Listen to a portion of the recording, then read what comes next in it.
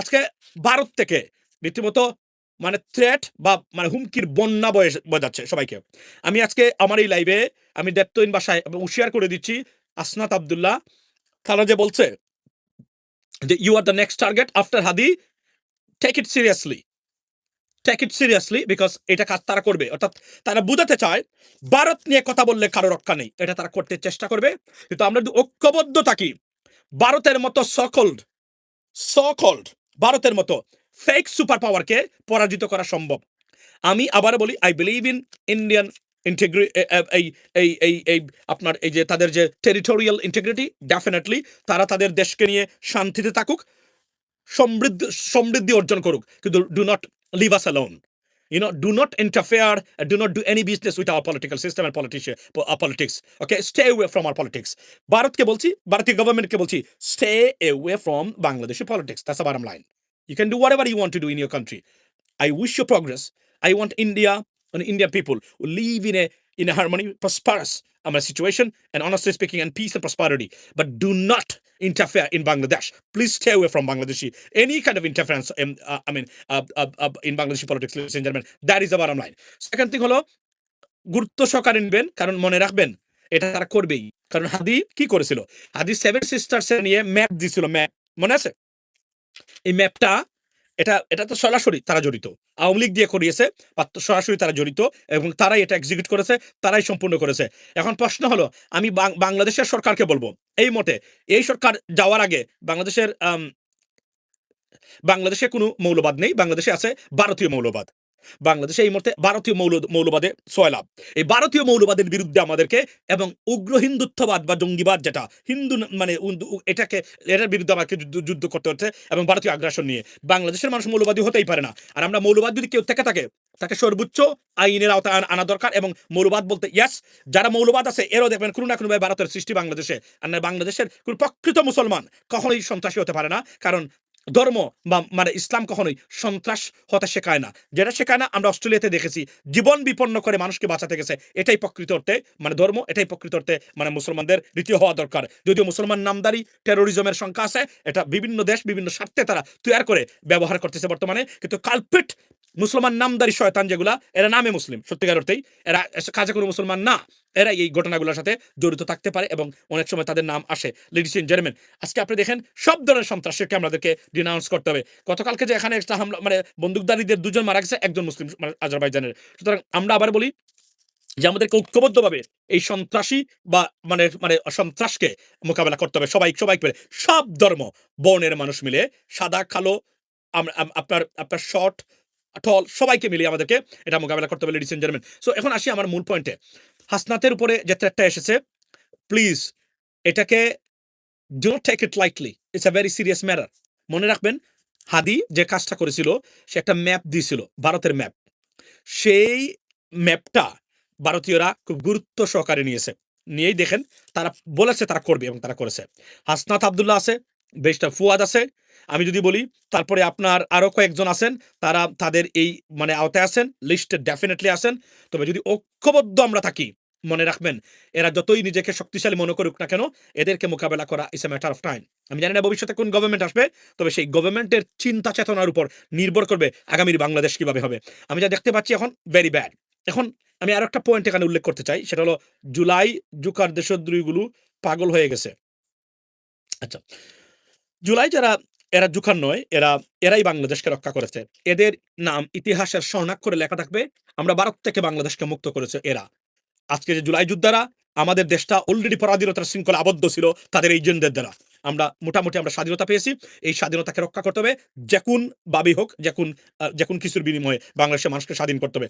এবং পাগল হয়ে গেছে কারা? পাগল হয়ে গেছে পতিত স্বৈরশাসক এবং তাদের প্রেতাত্মারা। তাদের বক্তব্য হুমকি, স্বৈরশাসকের মূল বক্তব্য যদি দেখেন, সরাসরি নির্দেশ দিচ্ছে, মেরে ফেলো, কেটে ফেলো, এই করো সেই করো। এটা হচ্ছে পাগল হওয়ার চূড়ান্ত মাত্রা। সুতরাং স্বৈরশাসকরা এবং এই ভারতীয় প্রেতাত্মারাই বর্তমানে পাগল অবস্থায় আছে, এবং এদের না আছে গুম, না আছে খানি। আসলে এরা তো অস্তিত্বহীন যাযাবরের মতো সারা পৃথিবীতে এখন মানে মানে আছে লুকিয়ে গোপনে। এখান থেকেই দু একটা ভিডিও কল আর হুমকি, এটাই রাজনীতি। এই রাজনীতি মেরে দিয়েছে ৩৬ জুলাই, এটা ফিরবে না কখনো, এটা নিশ্চিত থাকতে পারেন আপনি। এই যে আরো একটা মানে আপডেট, সেটা হচ্ছে আপনারা নিশ্চয়ই জানেন যে সন্ত্রাসী, ছাত্রলীগের সন্ত্রাসী আপনার হাদির উপর হত্যাকারী, হাদির মানে হত্যা চেষ্টাকারী, যিনি ফয়সলের বাবাকে 3টি অস্ত্র সহ গ্রেফতার করা হয়েছে। আমি এতটুকু বলবো, এদের বাবা মা সবাইকে, এরা সবাই অপরাধী, এই ধরনের ঘটনার সবাই অপরাধী, সবাইকে আইনের আওতায় আনা হোক। এবং তার বাবা তো অফকোর্স, তার কাছে অস্ত্র কিভাবে থাকলো, সুতরাং আমি মনে করি এটা সঠিক কাজ করেছে এবং এটা হওয়া উচিত। এবং এই এই ফয়সলদের যারা মানে হাদিদেরকে মানে হত্যার পাত্র বানিয়ে দিচ্ছে, মানে যখন ভাবে উৎসাহ দিয়ে, উস্কানি দিয়ে, এই যত কুলাঙ্গার এবং লেসপেন্সার আছে, সোশ্যাল মিডিয়া অ্যাক্টিভিস্ট নামদারি, রাজনীতিবিদ নামদারি ঠুকাই কয়েকটা আছে, এখন নিজেকে অনেক বড় বড় রাজনৈতিক নেতা মনে করে, অথচ 2 টাকা দিয়ে এদেরকে কিনা যেত, রাইট? সেকেন্ড থিং হলো আপনার এই যে মানে সাংবাদিক নামদারি যত আছে, প্রত্যেককেই আইনের আওতায় আনা উচিত। কেননা বাংলাদেশের অস্তিত্বের জন্য এদেরকে মোকাবেলা করতে হবে। আমরা যদি ঐক্যবদ্ধ থাকতে পারি, দু একটা রাজনৈতিক দল ঐক্য বিনষ্ট করার চেষ্টা করে যাচ্ছে, কেননা তাদের রাজনৈতিক অর্ধেকই কোনো না কোনোভাবে অকুপাইড বাই দ্যাট লেসপেন্সার এবং ভারতীয় এজেন্ট দ্বারা। আমরা শঙ্কিত, আতঙ্কিত, এরা যদি কখনো সুযোগ পায় কেমন বাংলাদেশ উপহার দিবে, আমি সত্যিকার অর্থেই আতঙ্কিত, কেননা তাদের মূল এজেন্ডা এবং আইডিওলজি থেকে তারা বিচ্যুত বলে মনে করি আমরা, ladies and gentleman. Second thing হলো আরো একটা গুড নিউজ আপনার সেটা আপনার দিতে চাই, সেটা হলো যে আম, যুক্তরাষ্ট্রের বাজারে বাংলাদেশের পণ্য রপ্তানি মানে ইতিহাস মানে ব্যঙ্গে নতুন ইতিহাস সৃষ্টি করেছে। এরপরে ডক্টর মোহাম্মদ ইউনূস গভর্নমেন্টের অধীনে ইতিহাস ব্যঙ্গে নতুন ইতিহাস সৃষ্টি করেছে। যুক্তরাজ্যের বাজারের প্রেডিকশন হলো, যে দেশ থেকে বর্তমানে বাংলাদেশ বিরোধী সবচেয়ে বড় প্রচারণা, প্রপাগান্ডা চালানো হয়, সেই যুক্তরাজ্য। আমি যারা ইংল্যান্ডে গিয়ে অবস্থান করেছে আওয়ামী লীগের স্পেন্সাররা, তাদের উদ্দেশ্যে বলতে চাই, you should be ashamed of yourself, shame on you that যে দেশে সারাদিন বসবাস করে কুত্তার মতো বার্কিং এট পিপল, রাইট, নিয়ন্ত্রণহীনভাবে, সেই দেশ বাংলাদেশের এই সরকারের প্রতিটা কাজকে কতটা রেকগনাইজ করেছে সীমাহীনভাবে। এর একটা উৎকৃষ্ট উদাহরণ হলো বাংলাদেশকে শুল্কমুক্ত পণ্য, মূত্র না, মূত্র এটা ভারত থেকে আসছে শব্দটা, আদিনিবাস সংস্কৃতি শব্দ থেকে আসছে মূত্র খাওয়া। পৃথিবীতে একটি মাত্র জাতি যারা যে কোনোভাবে হোক না কোনো কিছুর মূত্র খায়, পৃথিবীতে কোনো সায়েন্স বলে না আপনি প্রাণী হোক, মানুষ হোক, যেই হোক না কেন, কারো মূত্র আপনি খেতে পারেন। কিন্তু ওনারা খাচ্ছেন, তারা মনে করেন এটা পৃথিবীর কোনো ধরনের আপনার মানে মানে রিসার্চ প্রমাণ করে নাই মূত্র, কারণ কোন মানুষের শরীরের জন্য ভালো হতে পারে। মূত্র একটা দূষিত প্রাণী, পানীয়, কেননা সারা শরীরের সাক করে সব দোষ যা আছে, একদম যা আছে ভিতরের সমস্যা সবকিছু মূত্রে এবং টয়লেটের সাথে বের হয়ে যায়, বিশেষ করে মূত্রের সাথে। সেই মূত্র আপনি খাওয়ার পরে আপনি বলবেন এটা মানে এটা শরীরের জন্য ভালো। এর চেয়ে বড় মানে মানে বিপদগ্রস্ত মানুষ এবং ফ্যানাটিজম আর হতেই পারে না, লেডিস এন্ড জেন্টলম্যান। সো এটা আমার পয়েন্ট না, মেইন পয়েন্ট হলো হাসনাত আব্দুল্লাহর উপরে হামলা হতে পারে, কেননা ভারত এটা বুঝিয়ে দিতে পারে যে আমাদের বিরুদ্ধে কথা বলবেন, আপনাদের অস্তিত্ব হবে না। কিন্তু আমরা যদি ঐক্যবদ্ধ থাকি আমাদেরকে, এবং তারা যদি এগুলা করে, তাদের লেসপেন্সার যারা আছে এদেরকে বাংলাদেশে সর্বোচ্চ আইনের আওতায় যেন আনা হয়, এবং যেন গুনাহ করে কোনোদিন কোনো বাংলাদেশের উপরে আক্রমণের চেষ্টা তারা না করে। এটা হচ্ছে বক্তব্য। যদি আমেরিকান আমেরিকান ডিফেন্স সেক্রেটারি পিট হ্যাজকেট বলেছেন যে কোনো আমেরিকানদেরকে যদি কোনোভাবে পৃথিবীতে হেনস্থা করা হয়, তাকে হয়রানি করা হয়, মানে তার 14 বংশের গুম হারাম করে দিবেন উনি, গতকালকে উনি বলেছেন 2 দিন আগে। বাই দ্য ওয়ে, এখানে একটা জিনিস গুরুত্বপূর্ণ। সেকেন্ড থিং হলো মোদির যে পোস্টটা, ভারতীয় প্রধানমন্ত্রী নরেন্দ্র মোদির আজকের পোস্টটা, আমি ধিক্কার জানাই নরেন্দ্র মোদিকে, ধিক্কার জানাই ভারতীয় গভর্নমেন্টকে, সেই সাথে ধিক্কার জানাই আমি আমাদের রাজনীতিবিদদের। তা এখন আগামী ইলেকশনে ম্যানিফেস্টোতে থাকতে হবে যে আমি এটা চাই রাজনৈতিক দলগুলো বলুক, যদি কোনো দল বলে না যে যদি নরেন্দ্র মোদির সমান লেভেলের পোস্ট দেয় বা ভারতকে ক্ষমতায় গেলে বিএনপি বা জামাত তার প্রতিবাদ করবেন কিনা, এটা ম্যানিফেস্টোতে অন্তর্ভুক্ত করে বলতে হবে। যদি না বলতে পারেন কেউ, আমি তাকে ভোট দেওয়ার জন্য উৎসাহিত আপনাদেরকে করবই না, বরং আমি বলবো উনাদের কাছ থেকে, এই যে 2টা দল বললাম, যারাই এটা করবেন তাদের কাছ থেকে দূরে থাকার জন্য। কেননা বলতে হবে ক্ষমতায় গেলে আপনি মানে ভারতীয় হাইকমিশনারকে ডেকে এনে যদি এই ধরনের ঘটনা ঘটে থাকেন, এর মানে মানে তীব্র প্রতিবাদ আপনি জানাবেন। কেননা আমাদের স্বাধীনতাকে তাদের নিজেদের স্বাধীনতা বলে, স্বাধীনতা চোর। আপনি দেখেছেন বিজয় দিবস চোর হচ্ছে বর্তমান ভারতীয় গভর্নমেন্ট, আমাদের বিজয় দিবস চোর। ইয়া, বিজয় দিবস চোর, চোর, বিজয় দিবস চোর। এরা ছাগল চুরি করে বর্ডারে, কল্পনা করতে পারেন কতটা নিকৃষ্ট নিম্নমানের। এবং এই পৃথিবীতে বর্তমানে যত ধরনের ক্রাইম হচ্ছে, ডিজিটাল ক্রাইম, সব ভারতীয়রা জড়িত বর্তমানে। আপনি আমেরিকাতে দেখেন কি ধরনের অবস্থা, ফ্রড কাকে বলে, ইউনিভার্সিটি H1B ভিসা থেকে আপনি যদি দেখেন সবাই এখানে তারা জড়িত। আপনি মানে ভারতে দেখেন একই অবস্থা জড়িত। কিন্তু মানে ইংল্যান্ডে। কিন্তু সমস্যা কি জানেন? সমস্যা হলো এগুলার বেনিফিশিয়ারি বা প্রোডাক্ট এই ফ্রডের প্রোডাক্টটা কারা কিনে? প্রোডাক্টটা কিনে হচ্ছে পাকিস্তানি বাংলাদেশীরা। দ্যাটস ওয়াই তারা আমাদের আমি সাজেশন করেছিলাম সেদিন আমার পোস্টে যে উপদেষ্টা পরিষদে মাহমুদুর রহমান, অধ্যাপক শহীদুজ্জামান, কর্নেল অলি আহমদের মতো ব্যক্তিকে অন্তর্ভুক্ত করা হোক। কেন বলছিলাম জানেন? এই কারণে আমি বলছিলাম যে এদের অন্তর্ভুক্তি এবং প্রেজেন্স ইন দ্য গভর্নমেন্ট এরা পলিসি নির্ধারণ করে দিতে পারবে আগামীর বাংলাদেশ কেমন হবে। আমরা বারবার বলছি, আপনি যদি ভারতীয় সন্ত্রাস, ভারতীয় আগ্রাসন, ভারতীয় প্রপাগান্ডা, ভারতীয় আপনি যদি তাদের যে এই যে বিবেক বর্জিত কাজ টুয়ার্ডস বাংলাদেশ, চুরি এগুলো যদি বন্ধ না করতে পারেন, বাংলাদেশ কোনদিন শান্তি থাকতে পারবে না। এবং একটা জিনিস কি, আমরা বাংলাদেশীরা আওয়ামী লীগ সরকার বাংলাদেশকে ভারতের হাতে তুলে দেওয়ার পরেও বাংলাদেশ শান্তিতে বসবাস করতে পারে নাই। প্রমাণ হয়েছে আপনি যতই আপনি মনে রাখবেন এরা কিন্তু শক্তের ভক্ত নরমের জম। এরা পাকিস্তানি বর্ডারে একজন মানুষকে খুন করার সাহস পায় না। কিন্তু খুন করে কোথায়? যদি পাকিস্তানিরা কোনো ভারতীয় সৈন্যকে আঘাত করে, এরা বাংলাদেশের মানে বর্ডারে এসে আমাদের মানুষকে তারা হত্যা করে। ওরা প্রতিশোধ নেয় মানে এস দো তুমি মুসলমান আমি মুসলমান তোমাকে আমি মারবই। এটা হচ্ছে ভারতের নীতি লেডিস এন্ড জেন্টলম্যান। সো মূল জায়গাতে হলো যে আপনার হাসনাত আব্দুল্লাহকে সতর্ক এবং যারা আমাদের সবাইকে সতর্ক থাকতে হবে। তবে আমরা যদি ঐক্যবদ্ধ থাকি, আমরা যদি আমাদের রাজনীতি যদি দালাল মুক্ত করতে পারি, প্রেতাত্মা যারা আছেন বর্তমানে নতুন নব্য দালাল, নব্য ভারতীয় প্রেতাত্মা, মনে রাখবেন এরা ১০ বছর ঈদের নামাজ পড়ে নাই। এরা বাংলাদেশের সম্পদ নয়। ১০ বছর কোনদিন ঈদের নামাজে যায় নাই। একটা ফকিরকে জীবনে $১ ভিক্ষা দেয় নাই। এরা আমাদের বর্তমানে সোশ্যাল মিডিয়া অ্যাক্টিভিস্ট দেখবেন কি বড়, বড় বক্তব্য। তারপরে আমাদের সাংবাদিক, আমাদের রাজনীতিবিদ।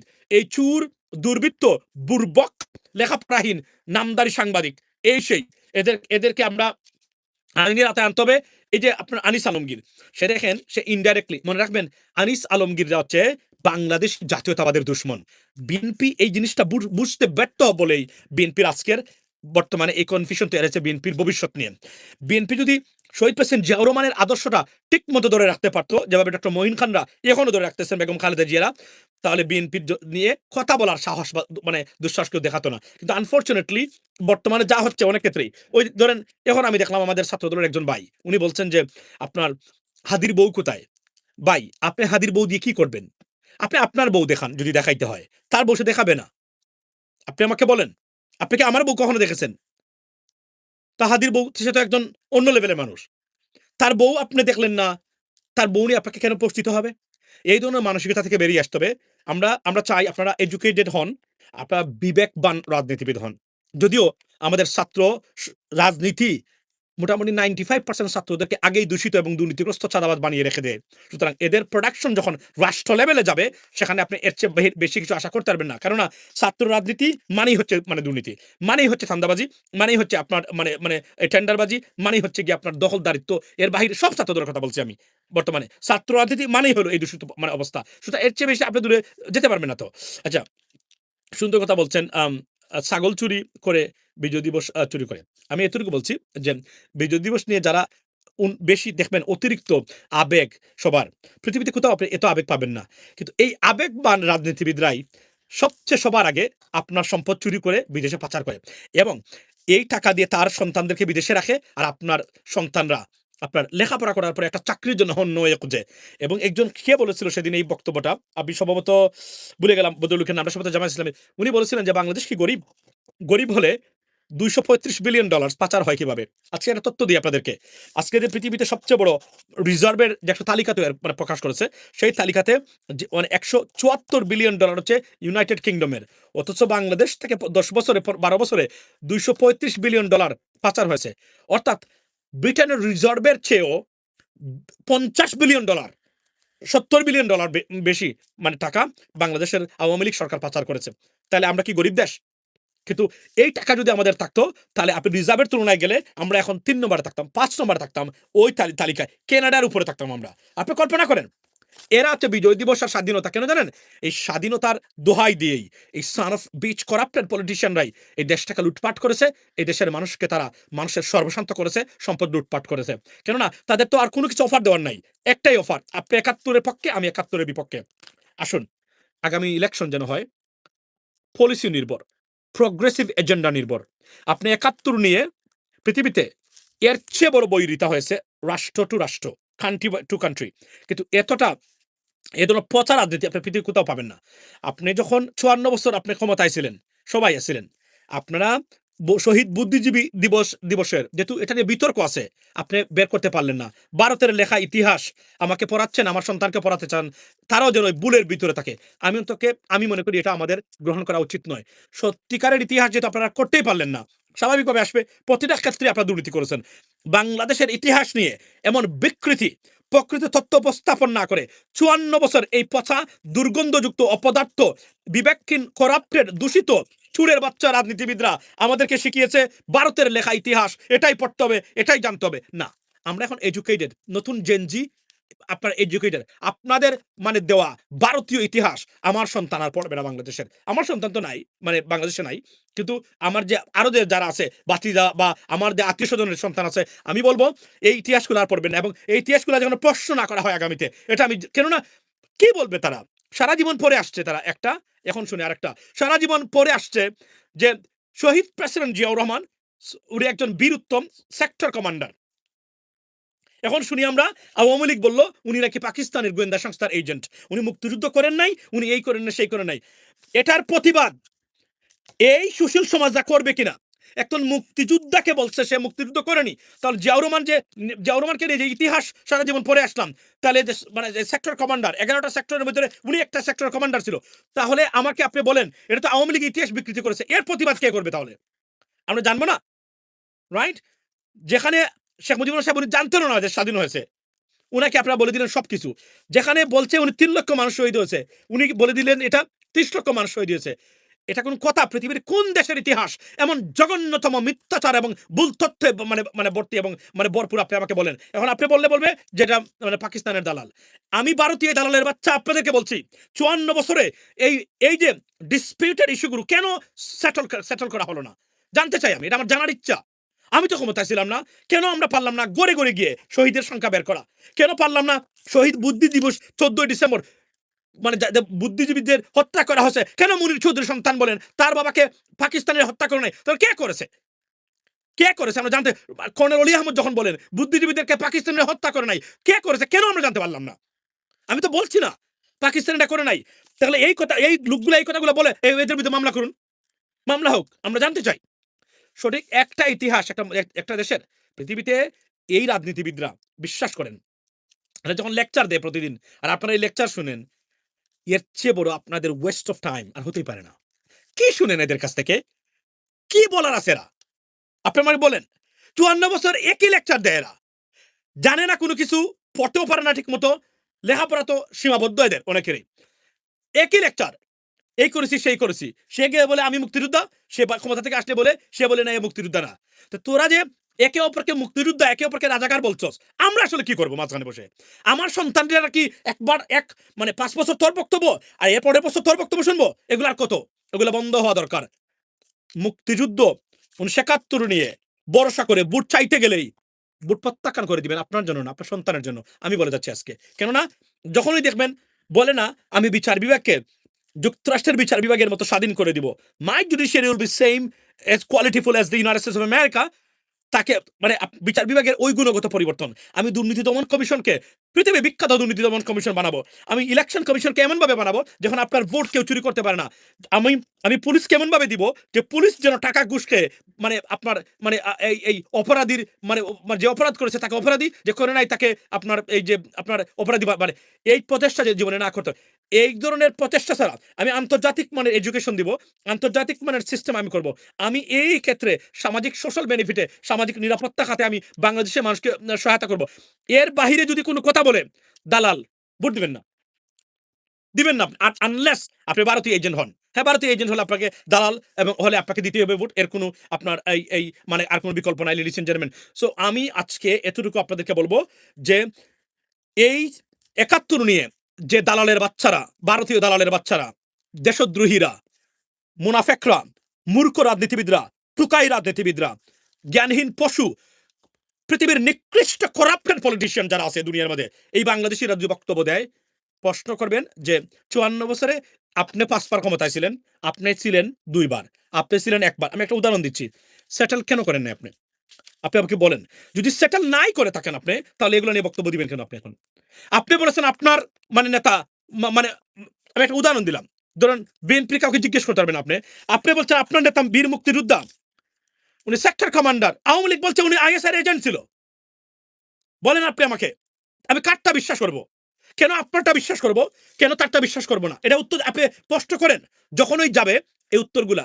আর যদি বলে যে আমি পলিসিগত কারণে আমি পরিবর্তন করতে চাই বাংলাদেশের মানে আপনার এই রাষ্ট্র মানে শাসন ব্যবস্থার মানুষের শাসন নিয়ে আসতে চাই, গুণগত পরিবর্তন নিয়ে আসতে চাই, আইনি শাসন প্রতিষ্ঠা করতে চাই, I need your support, I need your vote, go for it.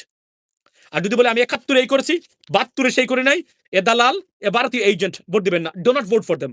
That is the bottom line. আপনি করবেন, মনে রাখবেন এখন যারা এই ভারতীয় এজেন্ট সেজেছে, এরা আওয়ামী লীগ নাই, এজন্য এরা অনেকেই বিএনপির পক্ষে, অনেকেই এই দলের পক্ষে, অনেকেই সেই দলের পক্ষে। আসলে এরা ১০ বছরের ভিতরে ঈদের নামাজ পড়ে নাই। 10 বছরের বা তার ১৪ বংশ তার বাবার আমলও ফকিরকে ১ টাকা ভিক্ষা দেয় নাই। এরা ইনহিউম্যান, অমানবিক। নিজের স্বার্থে তারা সারাদিন এই কাজগুলো তারা করে থাকে। এদেরকে না বলুন লেডিস এন্ড জেন্টলম্যান। আমি আবার বলছি, এই ইলেকশনে রং মানুষকে ভোট দিবেন।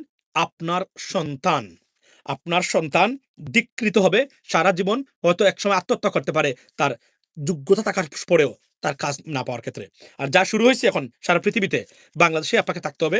অনেক দেশ আগামীতে ইমিগ্রেশনের জন্য মুসলিম কান্ট্রি থেকে বন্ধ হয়ে যাবে, যেভাবে ষড়যন্ত্র চলছে মুসলমানদের মানে বিরুদ্ধে, লেডিস এন্ড জেন্টলম্যান। সুতরাং থাকতে হবে আপনাকে বাংলাদেশেই।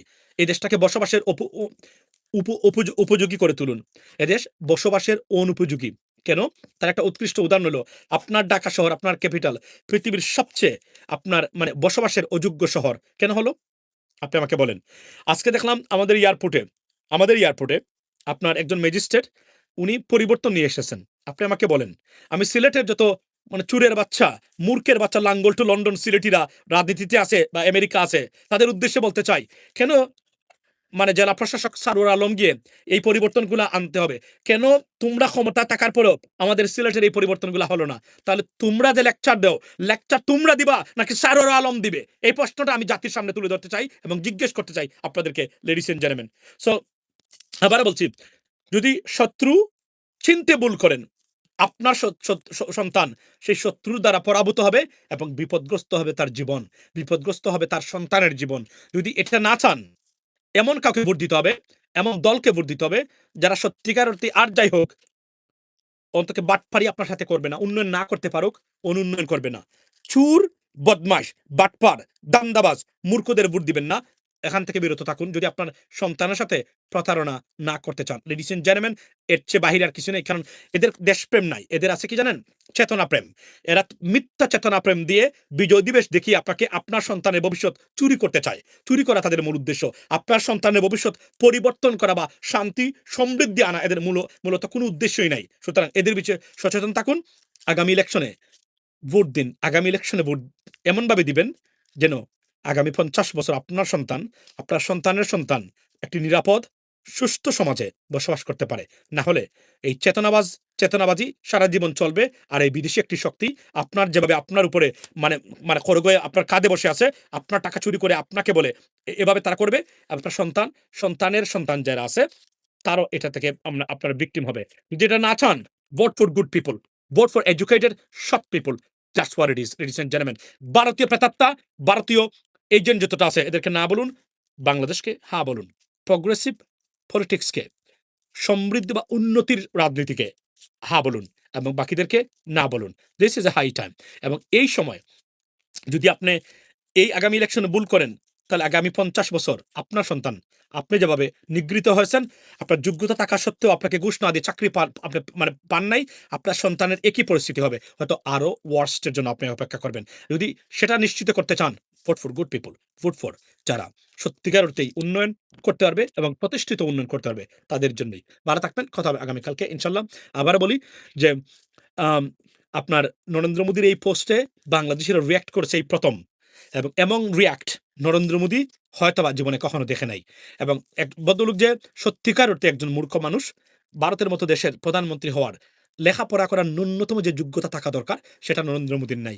মূর্খদের রাজনীতি যদি হয় একই পরিস্থিতি হয়। এবং সারা পৃথিবীতে ভারত কেন আইসোলেটেড, কেন বন্ধুহীন একটা রাষ্ট্র সারা পৃথিবীতে ভারত, সেটা প্রমাণ করেছে তাদের এই দুর্বৃত্তায়িত রাজনৈতিক ব্যবস্থার কারণে। আমাদের দুর্বৃত্তদের তারা আশ্রয় দিয়েছে, প্রশ্রয় দিয়েছে, দিয়ে দেশে অরাজকতা সৃষ্টি করেছে। আমি আবারও বলি, যাওয়ার আগে আপনারা যারা এখন এই মুহূর্তে আমার লাইনে আছেন, একটা জিনিস বলি, বয়কে জয় করলেই রেজাল্ট আসে। সেটা আমরা ৩৬শে জুলাই দেখিয়েছেন আপনারা সবাই মিলে। এখনো বয় দেখিয়ে কুক্ষিগত করার চেষ্টা করতেছে। বয় থেকে বেরিয়ে আসুন, এদের পরাজয়, চিরতরে পরাজয়।